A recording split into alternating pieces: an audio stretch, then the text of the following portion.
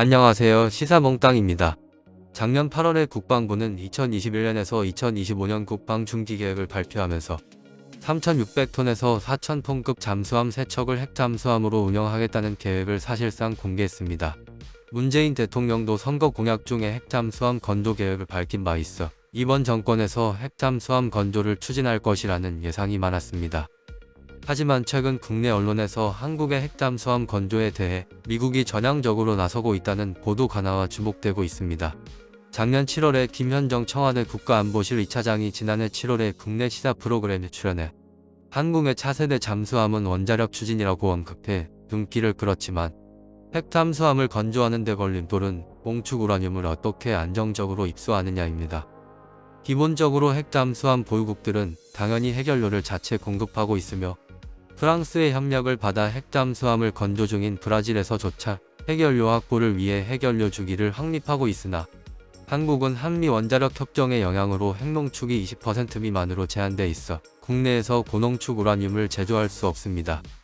또한 20% 미만의 핵농축에 대해서도 군사 용도로의 전용이 금지되어 있습니다.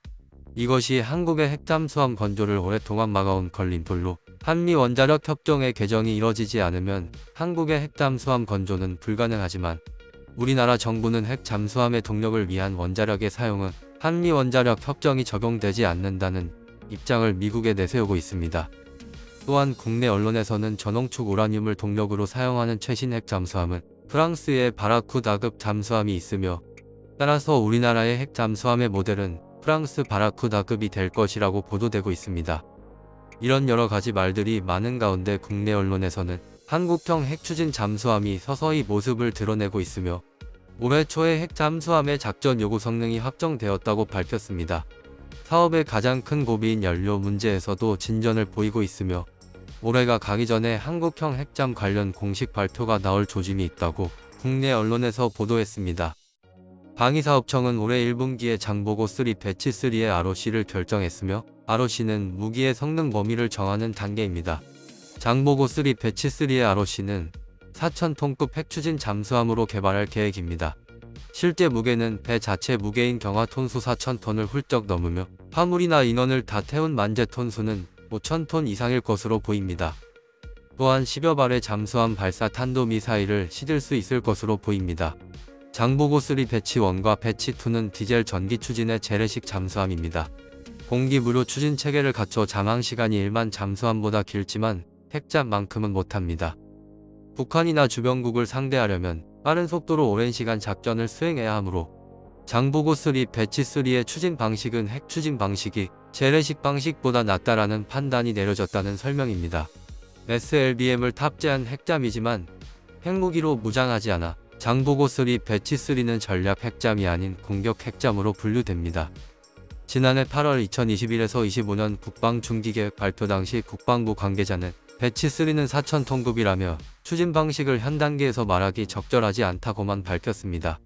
국내 언론의 보도에 따르면 문재인 정부에서 가장 중요한 무기 도입 사업은 경항모와 핵잠이라며 경항모는 잘 진행되고 있는데 핵잠은 민감한 사안이라 물밑에서 이뤄지고 있다. 지난해부터 일이 잘 풀려나가 현 정부에서 매듭을 지을 수 있을 것 같다고 귀띔했다고 합니다. 장보고3 배치3의 대략적인 설계 방향도 그려졌다고 합니다. 눈물방울형 선체와 X형 한미타 설계를 채택할 가능성이 큽니다. 눈물방울형 선체는 선미가 비교적 뾰족하며 선미로 가면서 좁아지는 모양의 선체를 뜻하며 눈물방울 모양과 닮았습니다. 이런 모양의 선체를 가진 잠수함은 물속에서 저항을 덜 받아 속도가 빠르며 소음이 적습니다. 미국 해군의 공격 핵잠인 LA급과 버지니아급이 눈물방울형 선체를 가졌습니다. X형 한미타는 기동성이 좋아 얕은 바다에서 유리하며 프랑스의 공격 핵잠인 시프랑급이 X형 한미타를 채택했습니다. 해군이 갖고 있는 장보고1과 장보고2의 한미타는 플러스자형입니다. 또 다른 정부 소식통은 전반적으로 미국의 LA 및 버지니아급과 프랑스의 시프랑급의 장점만 따오는 방향으로 만들어질 것이라고 말했습니다. 해군은 장보고3 배치1의 첫 잠수함인 도산 안창호함에서부터 6발의 SLBM을 운용하고 있습니다. 이 SLBM은 육군의 단거리 탄도미사일인 현무2B를 개량한 것입니다. 장보고3 배치1은 현무2B보다 더 크고 더 무겁고 더 멀리 나가는 현무포에 잠수함형이 들어갈 가능성이 큽니다. 지난해 시험 발사한 현무포에 대한 자세한 재원은 베일에 가려져 있습니다. 그러나 탄두 무게가 2톤이 넘어 지하 300m의 벙커를 파괴할 수 있는 미사일이라고 알려지고 있습니다. 하지만 문제는 앞서 말했듯 원자로와 해결료 확보입니다.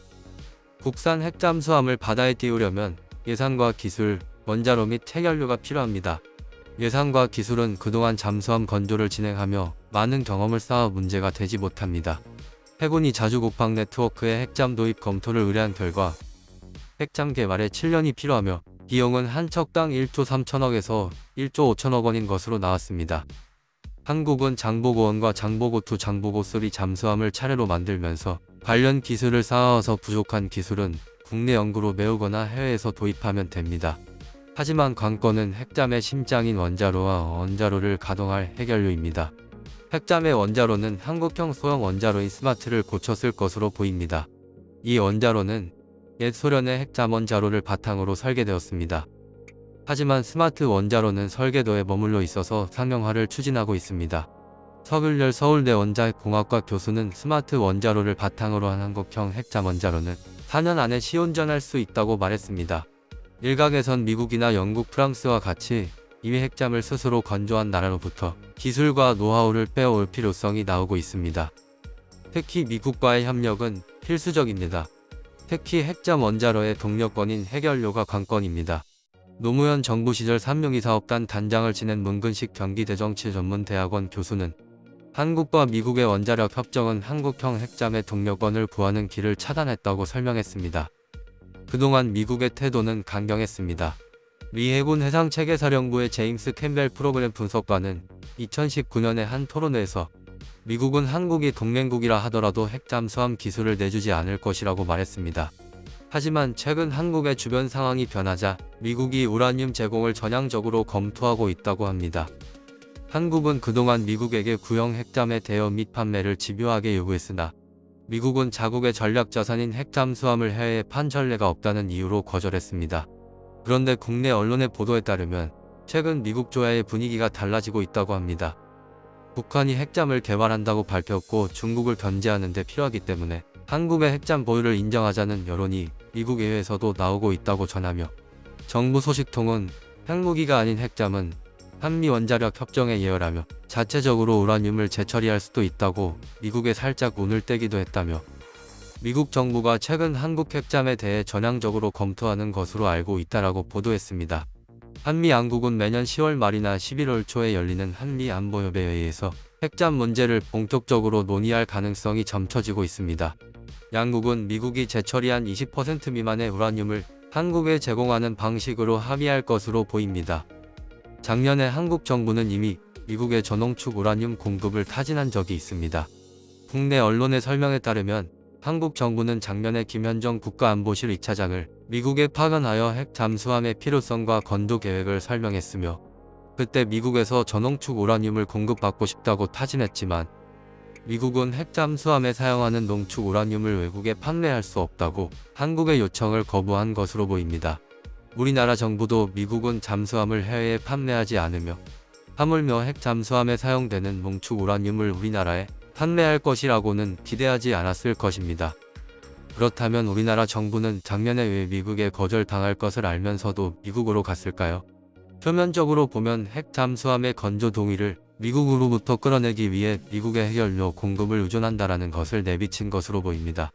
핵 잠수함의 건조를 위해 미국의 관리와 통제를 수용할 의사를 한국이 내비친 것으로 보입니다. 하지만 아마도 우리나라 정부는 미국이 해결료 공급을 거절할 것을 예상하고 있었으며 작년 미국에게 해결료 공급 타진을 요청한 것은 올해 한미 원자력 협정의 개정을 위한 포석일 가능성이 상당히 높습니다. 즉 한국의 핵잠수함 건조 자체는 반대하지 않는 미국이 작년에 한국의 해결료 공급 요청을 거절했으니 국내에서라도 해결료를 공급받을 수 있게 한미 원자력 협정 개정에 동의해달라고 압박에 들어갈 것으로 보입니다. 이와 관련하여 청와대는 작년에 국내 언론이 보도한 미국의 전홍축 우라늄 공급을 요청했다는 내용이 맞느냐는 질문에 안보 관련 사안이라 확인에 응할 수 없다고 했고 언론에는 국익과 관련된 문제이므로 신중한 접근을 부탁한다고 요청했습니다. 통상 청와대는 근거 없는 비판이나 억측 기사에 대해서는 의연하게 부인하는 일이 많지만 이번만큼은 침묵을 요구했기 때문에 미국의 전홍축 우라늄 공급을 요청했다는 얘기는 사실일 가능성이 높습니다. 따라서 작년 미국에게 전홍축 우라늄 공급에 대한 요청은 우리나라 정부의 큰 그림 중에 하나일 가능성이 상당히 높습니다. 앞으로 우리나라의 의도대로 핵 잠수함의 건조를 위해서는 미국이 한미 원자력 협정을 개정해야 하며 한미 원자력 협정 개정은 11월 초에 열리는 한미 안보협의회에서 본격적으로 논의될 가능성이 높습니다.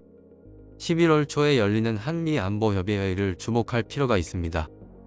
이상 시사몽땅이었습니다.